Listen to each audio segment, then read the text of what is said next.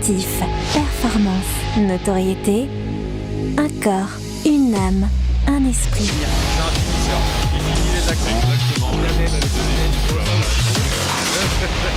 Décrassage. Bonjour à tous et bienvenue dans cet nouvel épisode de Décrassage. Ravi de vous retrouver toujours en plateau, ça fait plaisir, avec un invité à distance que je vais vous présenter dans quelques instants. Mais voilà, on a la chance et le plaisir d'échanger sport en plateau, en partie. Avec moi aujourd'hui, deux supporters, c'est notre thème du jour, le supporterisme. Tout à ma gauche, on a un supporter un peu spécial parce qu'il a été supporter de Ludovic Giuly et de Jérôme Roten. Et donc, il est passé, alors là, c'est un maillot de Barcelone, mais il est passé de Monaco au PSG. Je ne sais pas qu'est-ce que ça veut dire être supporter du PSG aujourd'hui. Peut-être que tu as un petit ressenti, ça va, la vie de supporter en ce moment. Ça veut dire au moins jouer l'Europe. Ok. Au moins. Ok, au moins jouer l'Europe. Ce n'est pas le cas de beaucoup d'autres clubs français à l'heure actuelle. Quand on dit PSG, on dit souvent l'OM à côté. Joël, est-ce que le Vélodrome reste la meilleure ambiance de France, sachant qu'il n'est jamais allé au stade de la Méno? Je tiens à le préciser. Ni au stade Bollaert, mais effectivement, je trouve que l'ambiance au Vélodrome est de mieux en mieux. Ils sont de moins en moins chauvins, j'ai l'impression. Le Covid leur a fait du bien. Je les ai trouvés beaucoup plus respectueux envers les adversaires. Donc je me dis qu'il y a quelque chose de bien qui se passe au Vélodrome. Ok, donc très objectif tout ça, bien sûr, puis, en tant que supporter. Par le prisme du son de la télé, donc du volume de son. Non, j'y suis retourné au stade. Avec nous, je l'ai dit avant, un invité tout spécial, puisqu'on a le plaisir d'avoir avec nous Patrick Mignon. Bonjour. Bonjour. Merci d'être avec nous. Oui, rebonjour. C'est vrai qu'on s'est eu avant en off. Patrick, vous êtes ancien responsable du laboratoire de sociologie du sport à l'INSEP, donc l'Institut national du sport, de l'expertise et de la performance. Et parmi vos nombreux travaux, vous êtes intéressé au supporterisme, sa construction sociale, ses attributs, ses conséquences. Et ça tombe bien, parce que c'est de ça dont on va parler aujourd'hui, avec un prisme choisi. Nous ici, fans de sport, vous aussi fans de sport, on a beaucoup entendu parler de la violence dans les stades, autour des stades ces derniers mois, ces dernières années. On va en parler, mais on va en parler dans une deuxième partie. Et justement, dans Décrassage, on veut décrasser, aller au fond des choses. Donc on s'est dit que ça serait peut-être utile de voir ce que c'est un supporter, de voir ce que c'est un groupe de supporters, pour ensuite aller vers des conséquences qui parfois peuvent être négatives. Donc on aura une première partie assez sociologique sur ce que c'est un groupe de supporters, et une deuxième partie sur ce que ça produit. Et puis on aura une petite mi-temps, une petite pub avec Jérémy et sa chronique des Jérémiades. Ne zappez pas. Voilà, ne zappez pas pendant la pub. Il nous a préparé quelque chose de très bon.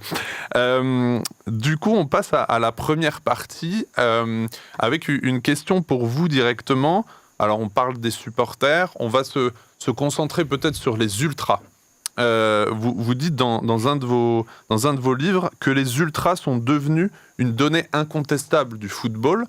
Est-ce que vous pouvez nous dire ce que c'est un ultra ou un groupe ultra? Peut-être pour commencer, comme ça on part sur les mêmes bases. Un groupe ultra, c'est un regroupement donc d'individus qui sont des supporters, mais des supporters à un degré supérieur. C'est-à-dire qu'ils ont fait de leur engagement, ils ont défini le supporterisme comme un engagement. C'est pas seulement le fait d'aller au stade, d'applaudir, d'être content. C'est même pas seulement d'aimer son équipe, ce que beaucoup de gens qui sont pas ultras font.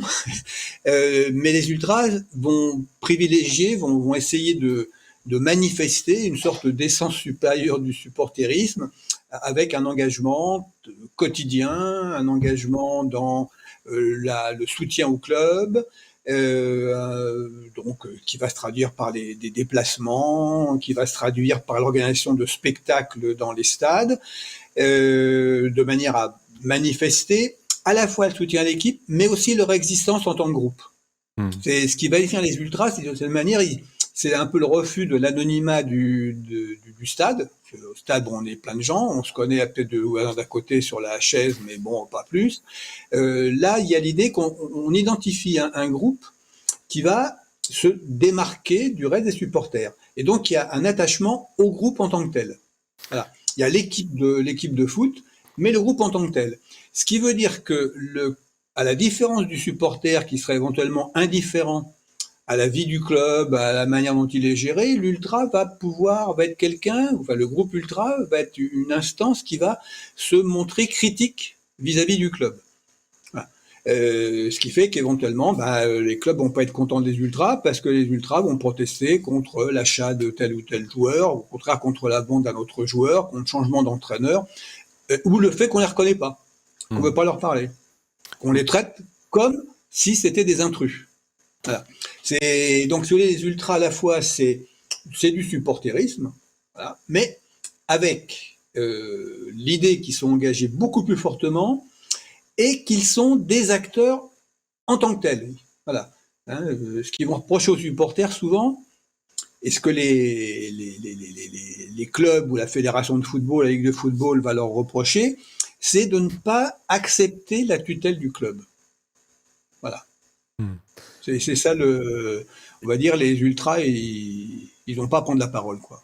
Justement, comment est-ce que on sait que dans un club, il peut y avoir différents groupes d'ultras, justement, qui doivent forcément se rassembler selon des critères spécifiques, subjectifs ou d'identité, ou je ne sais pas d'ailleurs. Mais qu'est-ce qui fait comment c'est structuré exactement? Est-ce que c'est associatif? Est-ce que c'est un groupe un peu informel comme ça? Comment est-ce que ça se passe? Alors, très souvent, c'est une association. Il y a un statut, et dans l'association, il y a un président, et puis il y a un trésorier, si le groupe ultra vend des petites choses. Mais c'est une association. Par exemple, ce qui va distinguer le groupe ultra, les ultras, par exemple, de ceux qui les ont précédés historiquement, et qu'on fait le buzz en information à un moment donné, c'est les hooligans. Parce que les hooligans, c'est un groupe. C'est un groupe, il n'y a pas de problème, avec des liens très forts, c'est aussi fort que chez les ultras, mais avec une définition qui est une définition en quelque sorte de clandestinité, d'action illégale, notamment, on ne parle pas maintenant, mais le rapport à la violence, éventuellement le rapport aussi à l'idéologie politique, qui était très caractéristique dans le cas de la naissance des hooligans en France, par exemple. Mais il y a effectivement dans les groupes ultra, il y en a plusieurs. Parce que c'est ça aussi la conséquence. Si je dis mon groupe ultra est le meilleur, enfin c'est le groupe ultra qui est l'idéal du supporterisme, d'autres qui vont dire non. Et pourquoi ils vont dire non? Parce qu'ils vont sentir qu'il y a un petit peu des différences, le lieu où on habite. Par exemple, c'est quoi être supporter ultra de Marseille quand on habite Paris? C'est quoi ça? Apparemment, c'était un grand problème. Le Parisien supporter de Marseille, c'était pas, il était douteux. Voilà. Donc des questions comme ça, ou alors des questions qui sont, par exemple, là, qui sont qui sont liées à simplement à la différenciation sociale. Voilà, vous avez à une époque une partie des gens qui habitaient la région parisienne ne se reconnaissaient pas dans le Paris Saint-Germain. Pourquoi? Parce que le Paris Saint-Germain, c'était un groupe du centre et du 16e arrondissement, qui avait les hooligans qui étaient plutôt d'extrême droite, donc je disais, c'est pas notre club. Mais après, quand les groupes ultras sont développés, ils ont pu venir parce que le groupe ultra n'avait pas la même définition de ce qu'était un supporter du Paris Saint-Germain, et donc effectivement, la couleur de peau, etc., avait peu d'importance pour les groupes ultras qui sont constitués à partir du début des années 90. La tribune d'Auteuil, en opposition à la tribune de Boulogne. Justement, est-ce que les clubs reconnaissent certains groupes d'ultras? Je suppose du coup, il y a des ultras où un dialogue est ouvert avec le club et d'autres qui sont plus en marge. Alors, je vais faire un petit récit personnel. Lorsqu'il y a eu au Parc des Princes un affrontement entre les CRS et des supporters de la tribune de Boulogne, la Ligue de football, à l'époque j'avais écrit un petit rapport sur la question ultra, hooligan, supporters, etc. Bon. Et je l'avais envoyé au président de la Ligue de football, qui était M. Le Gret à l'époque, en 94, à l'époque. J'avais envoyé M. Le Gret, et M. Le Gret a réagi, il a lu, il a trouvé que, je sais pas, peut-être il a lu que le titre, ou il a lu, il l'a confié à un de ses adjoints, qui était spécialiste un peu des questions de supporters de public, voilà, qui devait traiter un peu cette question. Et c'est comme ça que je suis rentré que j'ai pu participer à des réunions de la Ligue de football sur la question des supporters.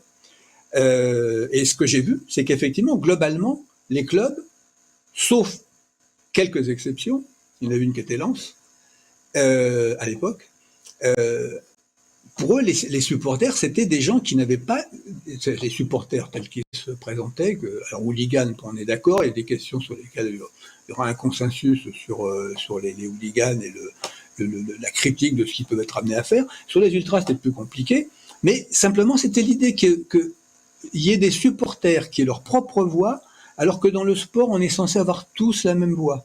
On est censé tous aimer le sport, aimer le club qui représente le sport, qui sont des gens de bonne volonté, vraiment très très gentils et tout, et qu'on ne voit pas pourquoi on les critiquerait, etc. Donc ils ne comprenaient pas les supporters, ils n'avaient pas existé. Et donc il y avait dans la ligue de foot, là, parmi les gens qui étaient là, des gens qui commençaient à dire « mais non, attendez ».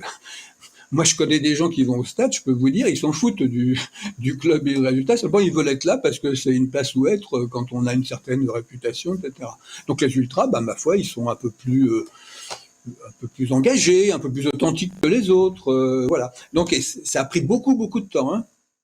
On n'a encore pas aujourd'hui en France, contrairement à d'autres pays, trouvé le mode de relation entre les clubs et l'État. Parce qu'en France, le sport est une affaire d'État, hein, de relation avec les supporters. Voilà.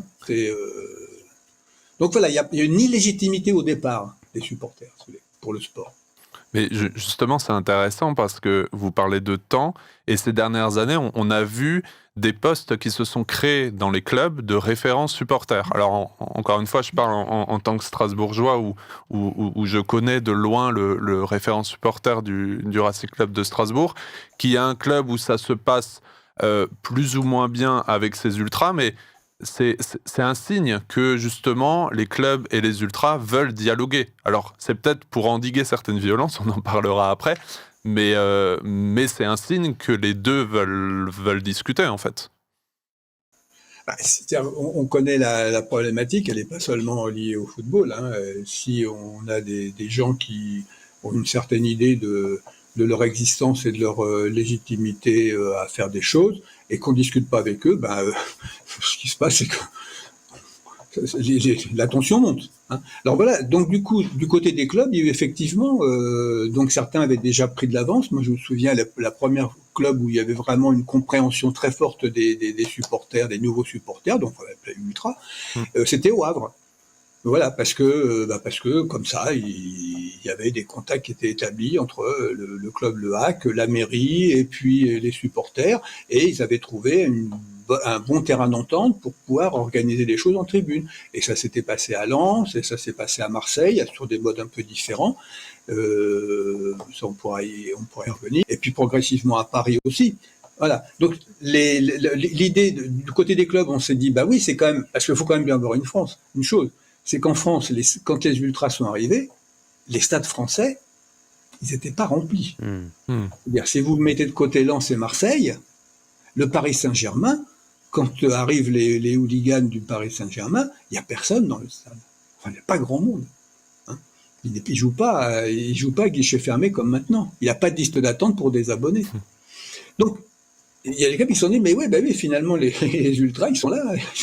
Donc, ils ont une certaine valeur. Et il faut faire quelque chose.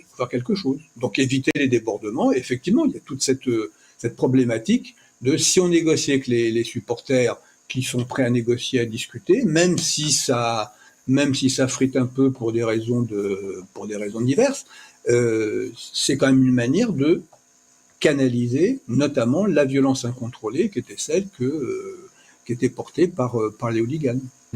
Peut-être pour conclure cette première partie, on va revenir un peu à des termes sociologiques aussi de de construction sociale. Vous nous avez dit qu'un groupe de supporters a ses propres codes. Moi, j'ai une écharpe sur ma table. Il y a souvent les groupes de supporters qui ont une écharpe de leur groupe ultra et pas une écharpe de leur club.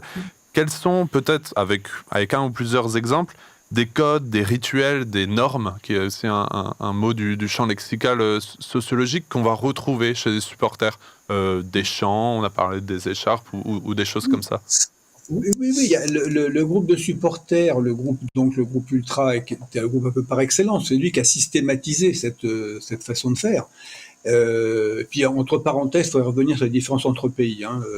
La Grande-Bretagne a une autre tradition, et notamment chez eux, la notion de groupe ultra n'a pas de sens. Bon, voilà, on pourra rediscuter de la question si on veut. Mais bien sûr, les codes, c'est cela. C'est-à-dire, premièrement, en quelque sorte, il y a la fidélité au groupe ultra. Donc, il y a une certaine forme de discipline. Et de discipline, pourquoi ? Pour chanter la gloire du club et la gloire du groupe ultra. Et à côté de ça, bien évidemment, il y a des valeurs. Alors, les valeurs, c'est authenticité, camaraderie, solidarité, etc. Ensuite, d'autre part, c'est participer aux activités. Donc, il y a une division du travail très grande chez les ultras. Il y a effectivement un leader et puis il y a différents spécialistes de l'animation. Et puis, il y a les petites mains qui vont aider à faire les banderoles, à organiser les tifos, etc., etc. On a comme ça. Et puis, il y a les novices, ceux qui sont très excités par ce groupe et qui vont vouloir rentrer dans ce groupe. Mais il va falloir qu'ils passent des étapes, notamment accepter de faire telle et telle petite tâche, etc., pour pouvoir être reconnus dans le groupe. C'est rigolo. Mais moi, j'avais un voisin il avait 14 ans, quoi. Il était collégien et on discute football et tout. Je dis, ouais, comme ça. Oui, alors moi, je vais rentrer chez les Supra d'Auteuil. J'espère que je vais faire une carrière là-bas, quoi. Voilà. Bon, voilà, donc je sais pas ce qu'il a fait comme carrière. Je crois que sa vie un petit peu, elle s'est orientée dans d'autres directions. Mais c'est un peu ça l'idée. Voilà, c'est un endroit dans lequel on peut en quelque sorte s'épanouir, faire valoir ce qu'on est, participer à une tâche collective. Faut pas trop dire ça, ça donne une vocation à Thierry maintenant. Bon, c'est loin derrière moi. J'ai quitté le groupe ultra il y a longtemps. Justement, vous avez parlé de ces codes, de l'amour d'un club, de l'amour d'un groupe. On parle parfois aussi de l'amour de joueurs. Et je vais passer la parole à Jérémy pour sa Jérémiade, où il va nous donner aussi sa vision du supporterisme. Et puis on pourra rebondir là-dessus après. C'est à toi, Jérémy.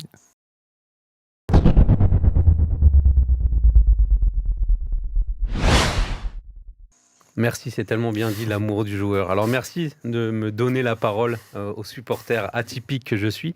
Alors je vais d'abord clarifier les choses avant que tu me jettes tout ce qui te tombe sous la main, notamment ton écharpe, Thierry. J'aime aller au stade. J'aime l'ambiance, j'aime la ferveur des clubs, j'aime le folklore au sens noble du terme, mais ça me fait râler.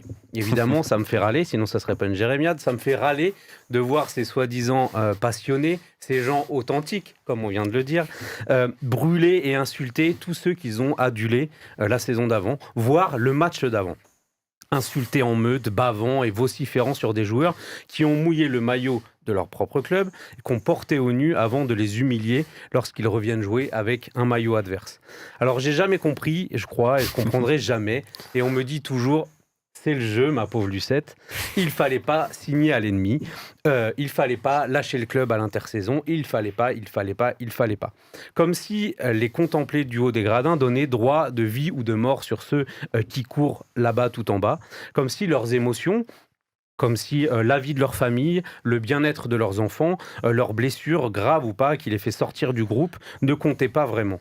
Des choix qu'on fait nous-mêmes au quotidien, dans notre travail, dans notre vie professionnelle tous les jours, mais qui ne nous viennent même pas à l'esprit quand on hurle à la traîtrise sur cet horrible mercenaire qui ne sait pas tirer un coup franc du pied gauche alors qu'il est payé des millions, voire des milliards pour certains. Alors aujourd'hui, j'ai vraiment vu suffisamment de situations hallucinantes, vraiment, tout sport confondu, de joueurs à la dignité piétinée par leurs dirigeants, d'athlètes un peu trop gentils qui servaient de monnaie d'échange sans aucune considération pour modérer mon amour sur les institutions sportives. Pour ma part, j'ai toujours préféré les joueurs aux équipes. Ce qui, plus jeune, m'a valu quelques moqueries. Forcément, lorsqu'il fallait donner le nom d'une équipe pour laquelle chacun de nous aurait pu donner sa vie sans hésitation, j'avais pas grand-chose à dire. Alors, a priori, ce sont les critères des vrais supporters. Il faut avoir une équipe, une écharpe, et c'est tout. J'étais quelqu'un qui manquait un peu de personnalité. Il faut l'avouer. Alors que justement, c'est ce que j'ai toujours aimé, moi. C'est ce que j'ai aimé et ce que j'aime encore aujourd'hui, la personnalité de tous ces joueurs qui se battent, qui sortent du lot, des joueurs qui ne trichent pas avec leurs failles, leurs défauts, mais aussi leur cœur énorme. Les Gattuso, les Paul Scholes pour les plus vieux, ceux qui jouent avec les codes, avec les journalistes, les Ibra, évidemment, les Rami aussi, des joueurs atypiques qu'on ne destinait pas forcément à une carrière au plus haut niveau, les Giuli, trop petits, ou d'autres, Samaritano par exemple, de qui on se moque trop facilement. On peut aussi citer Valbuena par exemple, avec un petit embonpoint à chaque retour de congé. Là, est-ce que je cite Payet? Je ne sais pas. Mais en tout cas, voilà, ces joueurs-là, des Giuli, Roten, Baudemer, Darcheville, pour ne parler que de la Ligue 1, je vais garder mes références On est sur la diététique aux autres sports pour moi, puisque personne ne les connaît, les pauvres. Mais je me suis du coup surpris à apprécier des clubs que j'aimais pas forcément grâce à la signature de tel ou tel joueur que j'aimais particulièrement. Alors forcément, les enjeux économiques actuels ont pris le pas sur la fidélité à l'écusson. Est-ce que c'est la faute des joueurs ? Des joueurs partent, mais les clubs restent. Et on préfère supporter aveuglément un club que respecter les hommes qui le font vivre. On déshumanise à tour de bras. Alors, amis ultra, s'il vous plaît, réfléchissez-y la prochaine fois qu'un flot d'insultes sera au bord de vos lèvres, parfois même racistes, bien confortablement et anonymement installés au milieu d'un groupe. Si vous voulez des joueurs avec des tripes, avec du cœur, avec du caractère, ne les piétinez pas dès que l'occasion se présente. Derrière cette écution, monsieur Thierry Weber et tous vos amis ultras, il y a un cœur qui bat.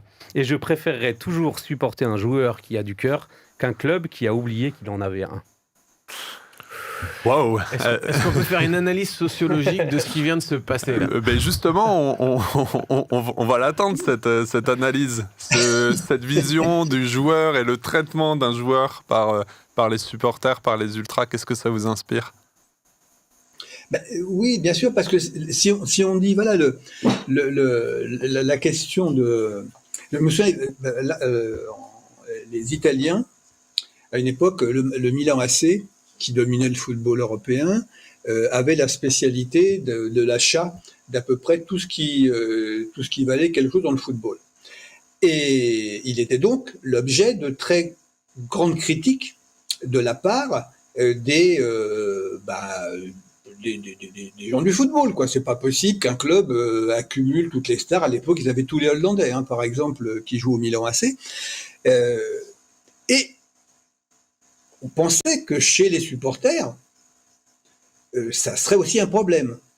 Chez les supporters du Milan AC, du Milan. Alors, c'était vrai des adversaires du Milan AC, mais les supporters du Milan AC disaient « Ah oui, mais avec ça, nous, on gagne tout le temps et on vous enfonce. » Voilà.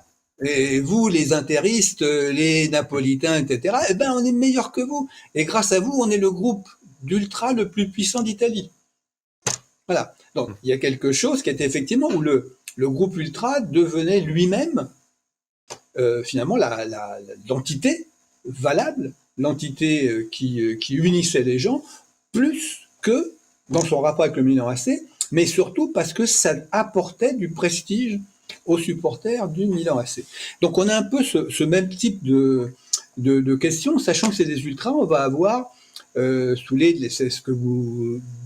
ce que tu ou vous disiez tout à l'heure, à propos de la valeur des joueurs. Les ultras vont avoir très souvent la même position que beaucoup de Français quand ils voient les chiffres des salaires des joueurs.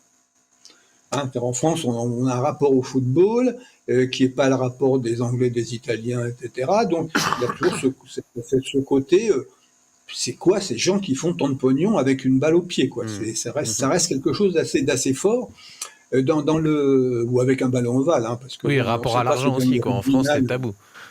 Voilà, c'est ça. C'est donc cette question-là. Et l'ultra, très souvent, le supporter ultra, il a ce point de vue. D'autant plus si ce joueur trahit, si on prend le cas de Neymar au Paris Saint-Germain, on a un peu le sentiment de se faire avoir. On le paie beaucoup, il n'est pas sympa, il n'a même pas appris 3 mots de français pour pouvoir parler quand on lui demande de dire quelque chose. Voilà, donc, et Neymar, il est encore au Paris Saint-Germain. Hein. Donc, alors imaginons s'il jouait dans d'autres clubs, là, ça serait de la catastrophe absolue pour lui. Il aurait à peu près tout le monde contre lui. Donc voilà, c'est un univers qui va jouer parce que il y a ce côté, on est nous, et nous, c'est très important. C'est la chose la plus importante en quelque sorte, plus que le club. Et le club vaut quelque chose s'il nous apporte du plaisir, et les joueurs nous apportent quelque chose si effectivement ils nous apportent de l'honneur. Et donc du coup, le rapport aux joueurs est un rapport effectivement très compliqué. On aime les jeunes, on aime les sérieux, on aime les travailleurs, ça dépend encore des endroits de France. Hein. On aimait bien à Lens, on aimait bien à Saint-Etienne manier la comparaison avec le monde du travail pour valoriser un joueur. Est-ce que cette jérémiade finalement n'est pas le reflet de l'évolution de nos sociétés qui sont de plus en plus individualistes ? Alors, c'est-à-dire que je dirais la question des ultras, ils sont assez particuliers parce que eux vont en quelque sorte, sont anti-individualistes. C'est la cohésion du groupe qui emporte. Par contre, la position de l'homme de jérémiade, c'est justement une position individualiste. C'est-à-dire que moi, je m'identifie plus à ces gens qui circulent finalement dans le monde du sport, à qui je reconnais des valeurs. Bon, c'est pas les plus grandes stars qui ont été citées. C'est des espèces de, voilà, c'est des joueurs, c'est des piliers, c'est des sérieux, c'est des joueurs qui ont des coups d'éclat. Mais bien sûr, on parle pas de Mbappé, on parle pas de Neymar, on parle pas de Messi, on parle pas de Tarla. On parle des gens avec une forte personnalité. Ibrahimovic, il me semble avoir compris tout à l'heure qu'il était un peu dans l'eau. Voilà, c'est des gens qui ont l'air d'être effectivement, bon. Donc, ce supporter dégagé du monde des ultras, qui est un supporter, voilà, c'est un supporter, il aime le foot. Très bien, c'est parfait, donc c'est un supporter de foot. Quand il y va, il est content, et il applaudit. Bon, ça, voilà, il compte parmi les gens qui supportent le foot. Mais il se trouve qu'il est nomade, quoi. Il est nomade parce qu'il suit les joueurs pour cause collective. C'est un type de rapport qu'on a au football. C'est un type d'amour du football. Mais est-ce qu'on ne voit pas de plus en plus ce phénomène ? Est-ce qu'en termes sociologiques, vous avez étudié ça et finalement, cette question, il y a à la fois les ultras, mais d'avoir ces nouveaux phénomènes à étudier ? Si le nouveau phénomène, on voit bien qu'est-ce qui se passe aujourd'hui avec les équipes telles qu'elles se constituent, que ce soit le Paris Saint-Germain. C'est les maillots. C'est-à-dire que le marketing est une des ressources les plus importantes des clubs. Le marketing, qu'est-ce que c'est ? C'est que d'avoir des joueurs dans un club avec un nom connu qui sera floqué sur le maillot et qui sera vendu partout dans le monde. Partout. Et les ressources du Paris Saint-Germain, que ce soit en Chine, que ce soit aux États-Unis, elles sont considérables. Considérables.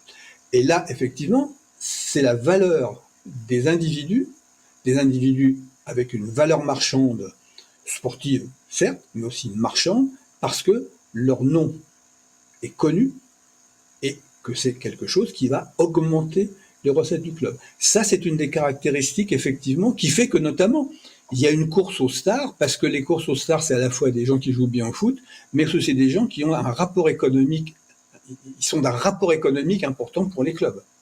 Voilà. Neymar n'a peut-être pas fait grand-chose au Paris Saint-Germain, mais voilà, il a fait beaucoup de choses, beaucoup de bien, de cette manière, au revenu marketing. Voilà. Alors, on parle beaucoup de football depuis tout à l'heure. Je pense que c'est vrai que c'est assez spécifique. Et je vais pas me tirer une balle dans le pied par rapport à ma chronique, mais je pense notamment au basket, par exemple, où moi j'ai suivi aussi des clubs dans le handball et dans le basket, où les règles aussi de composition d'une équipe sont vraiment complètement différentes. Le basket, on va avoir des jokers médicaux qui vont signer une semaine, qui vont repartir, qui vont signer 2 semaines, le temps de la blessure du joueur qui est parti. Souvent, c'est des Américains qui font des piges. On est un peu dans le même état d'esprit que ce qu'on disait tout à l'heure, c'est-à-dire que ça fait 15 ans que le joueur américain il joue en France, il ne sait pas parler un mot de français, il a fait 12 clubs en 15 ans, et on se retrouve même à avoir des situations un peu ubuesques où on va avoir un joueur dans l'équipe qui après arrête son contrat de courte durée et qui va venir la semaine d'après avec le maillot d'une autre équipe. Donc cette dimension-là, je comprends qu'en fait, du coup, en tant que spectateur ou ultra, on ne peut pas s'attacher à un joueur, c'est pas possible. On est obligé de s'attacher effectivement au club et à ses valeurs et de rester attaché à ça, parce que sinon, il y a aucun intérêt, quoi. Et ça pose aussi la question, si on fait un bond en arrière, aussi tout ce qui a suivi avec l'arrêt Bosman notamment, où aujourd'hui beaucoup de gens disent aussi, ben tiens, avant, alors là encore une fois je parle pour Strasbourg, où beaucoup de gens disent ici, ben, avant on avait des Alsaciens et on pouvait s'identifier à eux, maintenant les joueurs viennent d'un peu partout et on a du mal à s'identifier à eux. Justement, dans cette deuxième partie, on va parler des violences dans quelques instants, mais on a parlé de ce côté passionné pour un club, mais passionné pour un groupe, passionné pour l'existence d'un groupe. Et moi, j'avais à cœur aussi de donner aussi du positif, aussi quand on parle d'un groupe ultra. Je vais juste citer le titre d'un livre qu'un ami strasbourgeois a écrit, qui a écrit, le titre, pardon, c'est 9 fois le tour de la Terre pour mon club, et même un deuxième livre, de mère en fille, de père en fils, nous avons le Racing dans le cœur. J'arrête ma pub ici, vous la voyez très bien. Rien qu'à travers le titre, sans avoir à lire le livre, on peut voir que ce côté passionnel, ça prend une place qui est vraiment importante et ça change des vies. Quel est votre regard là-dessus donc je vais le citer, hein, c'est Grégory Walter. Aujourd'hui, il va au stade, que ce soit à domicile et à l'extérieur, avec sa femme et ses 2 enfants, qui sont 2 enfants en bas âge, et leur week-end, c'est ça. Moi, je vois ça, je trouve ça hyper positif et hyper bien. Qu'est-ce que ça raconte sur ce qu'un groupe, sur ce qu'une appartenance sociale à un groupe peut prendre comme place dans la vie? Alors, là aussi, je veux dire, c'est sans doute un supporter qu'on qualifiera d'ultra, mais il y a des gens qui ont ce type de vie sans pour autant s'identifier ou appartenir à un groupe ultra. Et d'ailleurs, il n'est plus dans un groupe ultra en ce moment, hein. Il s'est retiré d'un groupe ultra. Ouais. Et voilà, le groupe ultra, très souvent, un groupe ultra, on y reste quand on fait carrière dedans, justement, qu'on devient chef ultra, bon, parce que du coup, voilà, on a un certain type de pouvoir, et ce pouvoir, les autres vous le délèguent, parce que ils sont bien tranquilles qu'il y en a un qui veut prendre les responsabilités. Mais en même temps, c'est très valorisant. Ils négocient avec le club, ils négocient autant avec la police dans les déplacements, etc. Donc, quelqu'un qui est important. Il n'y en a pas beaucoup qui ont cette responsabilité. Hein. Donc, ce qui veut dire que le groupe ultra, c'est un passage qu'on fait. On fait un passage à un moment donné, et puis quand il y a des choses plus sérieuses, on va continuer à aller au stade peut-être, on va continuer à avoir des fréquentations, on ira toujours un peu au groupe ultra, mais un petit peu en retrait. Voilà. Alors maintenant, il y a une autre chose qui est effectivement la passion du football. Alors, est-ce que ça passe que par les individus? Pourquoi pas? Parce qu'on pourrait très bien faire un tour du monde en suivant les clubs de Rotten, voilà, on irait systématiquement là où ils jouent, et ça élargirait la carte, ça la rétrécirait, on serait peut-être dans un espace géographique petit, mais en même temps, on verrait plein d'endroits très différents. Donc, l'amour du football prend des formes très très différentes, et là, on pourrait dire, la passion, parce qu'il y a vraiment un engagement quotidien, hebdomadaire, et qui engage la famille. Si vous voulez, c'est pas complètement un hasard. Si les clubs dans lesquels on a ces transmissions en génération, alors Strasbourg, moi j'imagine comme ça qu'effectivement l'identité alsacienne et que, par exemple, les récits de la Méno. J'avais un ami alsacien de Strasbourg et qui allait à la Méno. Et il me dit, mais tu te rends pas compte, cette ambiance qu'il y a à la Méno, il y a tout le monde. Et moi, j'y suis allé il y a pas très longtemps. C'est vrai que c'est une ambiance qui est... Il y a pas beaucoup de clubs dans lesquels, à la mi-temps, vous avez les buvettes qui sont comme ça à l'extérieur et dans lesquels vous pouvez vous balader pour manger des saucisses et boire de la bière. Et il y a des gens de toutes sortes. En toutes sortes. Au Paris Saint-Germain, c'est cloisonné, hein, vous n'avez pas de problème. Hein, vous avez votre buvette qui correspond au virage, et puis c'est tout. Puis basta. Après, c'était des escortes de police pour aller jusqu'au métro. Donc bon, voilà, c'est ça. Il n'y avait pas ça. Et puis le tramway, il n'est pas juste à côté. Hein. Il n'y a pas de zone de sécurité. Voilà. Donc il y a des implantations du football et qui font que, par exemple, à Lens ou à Saint-Étienne, il y a des générations comme ça qui ont la vaisselle verte chez eux, hein, les draps et les serviettes de bain qui sont vertes ou qui sont jaunes et rouges. Voilà, et on tricote, les grand-mères tricotent des tricots. Bon, voilà, tout ça. Donc c'est une forme de passion du football parce que c'est vrai que c'est quelque chose qui vous fait sortir. Voilà, c'est ça. On sort de l'ordinaire, donc on sort en voyageant et la famille est impliquée. Dans les conséquences, je l'ai dit en introduction, il y a ce phénomène de violence, on va un peu en parler. Dans les échanges que j'ai pu aussi avoir avec vous et dans les différents articles, livres, etc., vous revenez souvent sur le fait que dans un groupe ultra, il y a un rituel guerrier. Alors on a déjà échangé, vous et moi, là-dessus, mais qu'est-ce que ça veut dire quand on parle d'un groupe de supporters qui a un rituel guerrier ? Alors, le rituel guerrier. Donc, si on prend par exemple, si on va à une manifestation syndicale, comme il y a eu ces derniers temps, on a effectivement des aspects qui sont le défilé, qui sont les banderoles, qui sont le service d'ordre, etc. C'est-à-dire c'est des éléments qui sont des éléments qu'on peut qualifier de militaires. En tout cas, ça emprunte à l'idée de démonstration de force. Voilà, hein, pour montrer qu'on est ça, il faut être nombreux, et puis il faut être organisé, signifier un certain nombre de choses. Donc chez les groupes ultras, il y a la même chose. Le rituel des défilés des ultras dans la ville, quand ils vont en déplacement, c'est en quelque sorte ce type de rituel. On prend possession du pavé, hein, dans la ville. Voilà. Donc ça, on l'a vu, moi j'ai vu en Allemagne, j'ai vu en Angleterre, on le voit dans pratiquement tous les pays où il y a des supporters. Il y a cette appropriation du terrain par une occupation d'un espace souvent qui est contrôlé, hein, je veux dire, c'est balisé entre la gare et puis le stade, mais n'empêche, voilà, on est présent, on marque. Ça, c'est une chose. Maintenant, il y a un autre aspect qui serait plus précisément guerrier. Hein. C'est-à-dire que là, c'est finalement le hooliganisme qui nous avait mis sur cette voie un petit peu du capital guerrier. C'est-à-dire que là, pour les hooligans, l'imposition se faisait par un rapport de force fondé sur la violence. C'était pas seulement nous sommes présents, nous manifestons, etc. Si jamais on nous embête, on pourra se protéger et répondre. C'était vraiment offensif.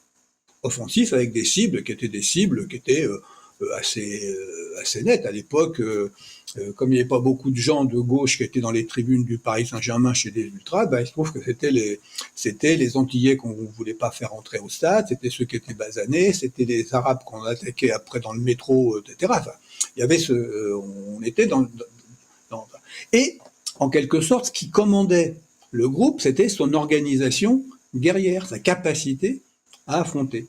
Ce qui veut dire que ça a aussi eu comme conséquence de faire monter du côté des groupes qui se trouvaient en opposition avec Boulogne, Auteuil par exemple, de eux aussi monter leur capacité guerrière.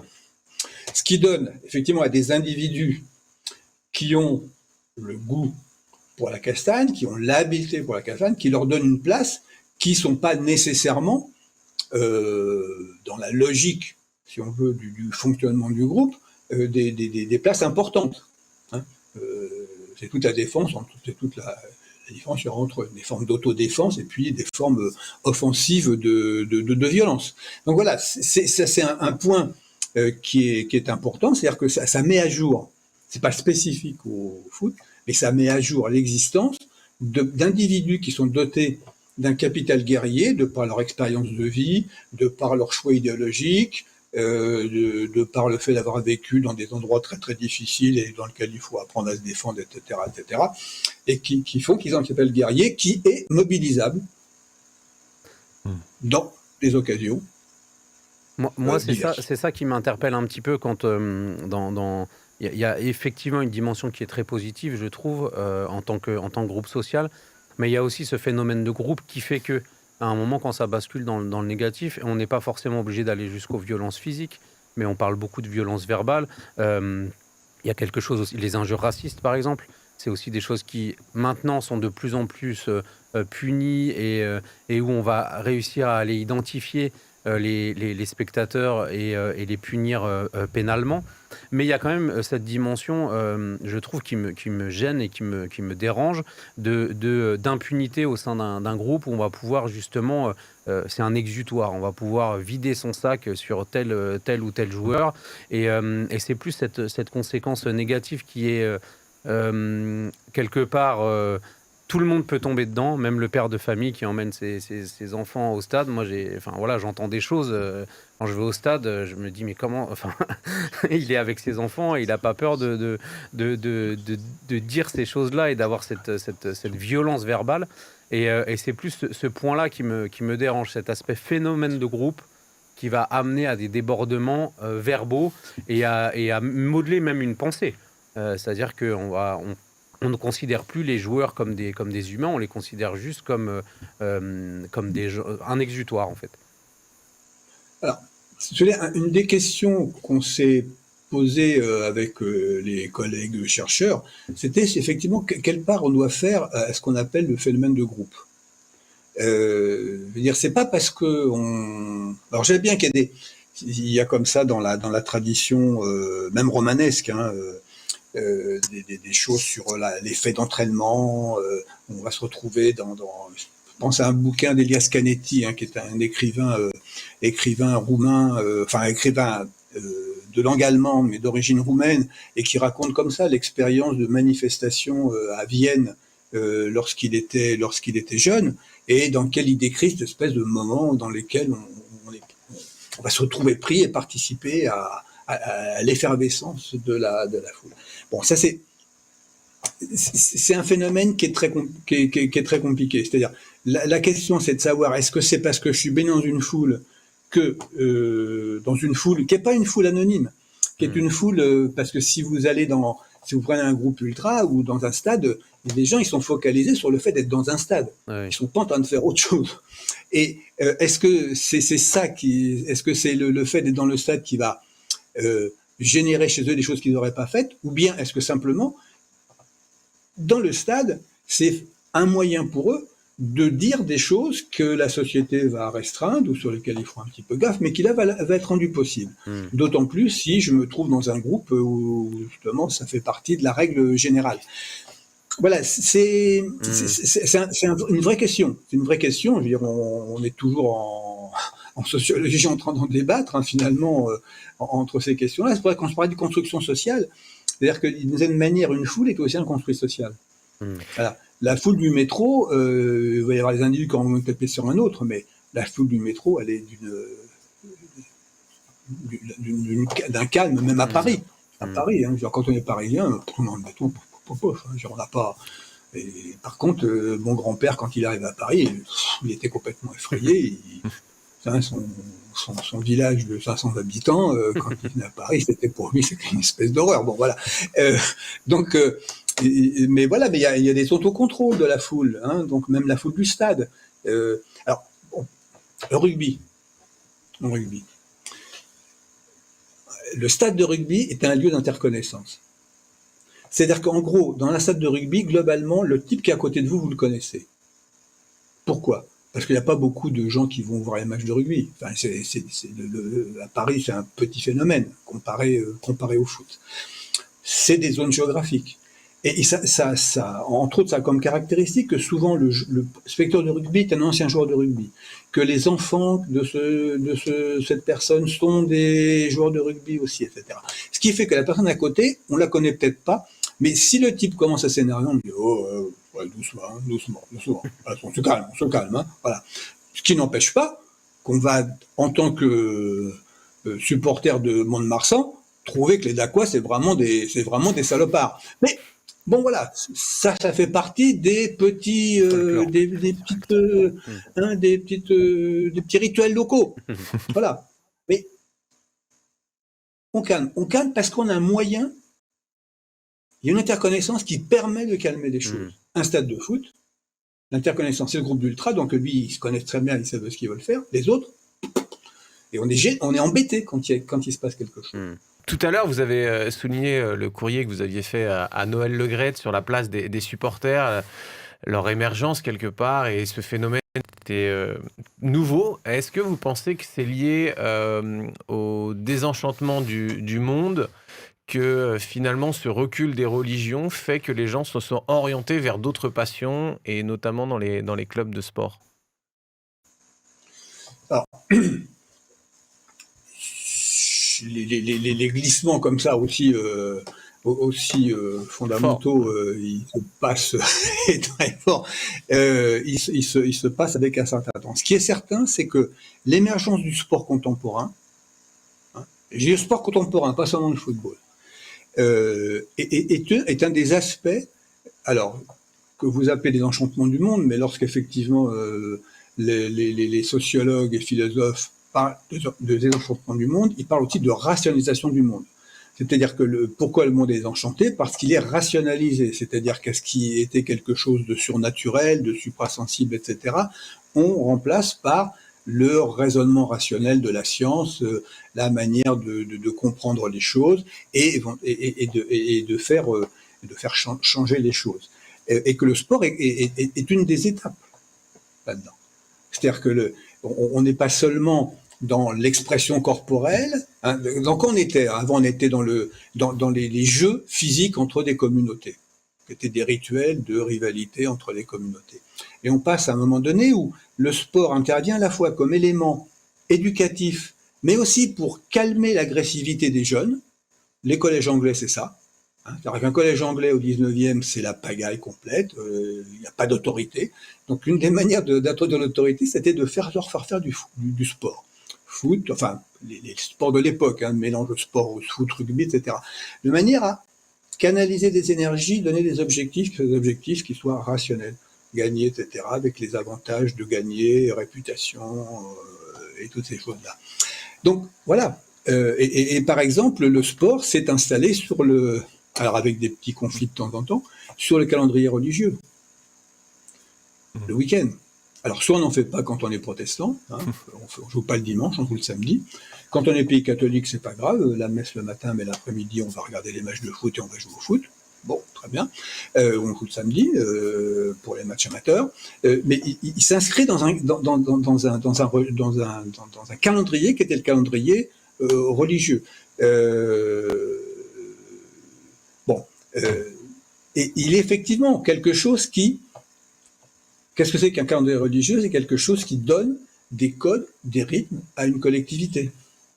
Une espèce d'articulation entre travail, repos, vie de famille, vie sociale plus large, etc. Et le sport s'inscrit dans cette logique. Qui garde des aspects, effectivement, si on veut, de ce que la religion populaire peut avoir. Là, on n'est pas proprement dans la théologie. On est dans la façon dont s'inscrit dans une société des pratiques religieuses. Et ces pratiques religieuses, dans le cas du sport, elles se sont retrouvées soit en concurrence, soit en complément. C'est pas un hasard si en France l'Église a été plus prête à accepter le sport venant d'Angleterre que les républicains. Justement. La France républicaine n'est pas une France favorable au sport. Elle est favorable à la gymnastique, à l'entraînement physique. Elle n'est pas favorable au sport. Justement, ce lien entre sport et religion, sport et spiritualité aussi, c'est une de nos identités à décrassage. Et puis on va conclure comme toujours justement avec le speed dating. Joël, ton speed dating du jour sur le supporterisme et sur ce que tu as travaillé sur cette notion, c'est à toi.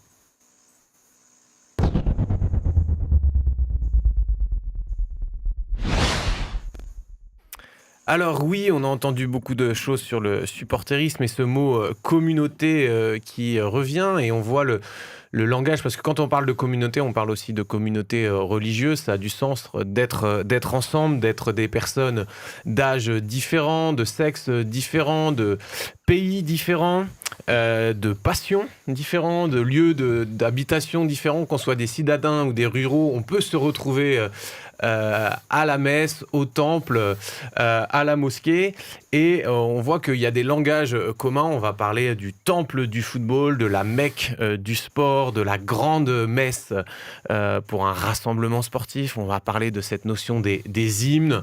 Moi, j'aime beaucoup cet hymne à Bollaert avec le Racing de Lens, avec les corons, de voir ces chants qui sont célébrés, tout le monde connaît ça par cœur, c'est à l'unisson et c'est indépendant du match, que les joueurs jouent ou ne jouent pas, cet hymne sera chanté.